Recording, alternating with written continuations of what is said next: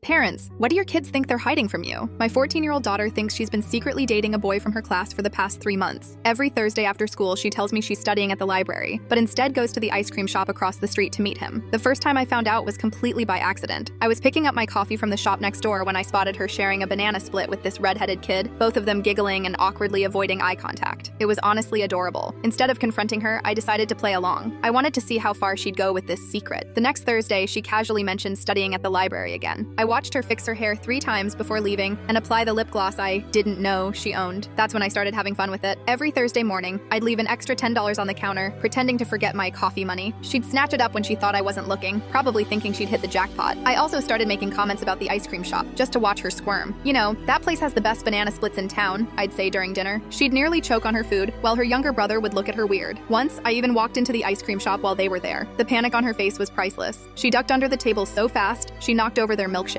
The poor boy just sat there, covered in vanilla shake, looking absolutely terrified. I pretended not to notice and ordered my ice cream to go. The best part was watching her try to explain why she smelled like vanilla when she got home. The library got new air fresheners, she said, completely straight-faced. I nodded seriously and said, must be expensive ones. They smell just like the ice cream shop's homemade vanilla. She started getting creative with her cover-ups. She'd bring old library books from her room to show me what she'd checked out. Once, she even made a fake library card that looked like it was made with construction paper and clear tape. The funniest incident was when she came home with ice cream stains on her shirt. Without missing a beat, she launched into this elaborate story about how someone at the library had smuggled in a sundae and spilled it. You wouldn't believe how strict they are about food in there now, Mom, she said earnestly. I decided to step up my game. I started leaving brochures for the ice cream shop on the kitchen table. They're having a Thursday special, I'd mentioned casually. Buy 1 banana split, get another half off. Perfect for studying sessions. She'd get this deer in headlights look every time, but would quickly recover. That's nice, she'd say, voice slightly higher than normal. But you know I'm lactose intolerant. She's never been lactose intolerant in her life. Last week, she came home with a permission slip for a library study group that meets every Thursday. The form looked suspiciously like it was written in the same handwriting as her English homework. I signed it without comment, watching her try to hide her victorious smile. Yesterday was the cherry on top. I ran into the boy's mother at the grocery store. Before I could say anything, she launched into this whole story about how her son is finally taking his studies seriously with his Thursday library sessions. We both kept straight faces, but I could see her trying not to laugh. I'm still waiting for my daughter to come clean. Meanwhile, I've started a collection of all her fake permission slips, library cards, and elaborate excuses. I plan to frame them and give them to her on her wedding day. Maybe by then, she'll finally admit that the library's new air fresheners were actually just ice cream all along. But the real kicker? Last night at dinner, she casually mentioned that the library is thinking of installing an ice cream vending machine. You know, for brain food, she explained seriously. I nearly spit out my drink.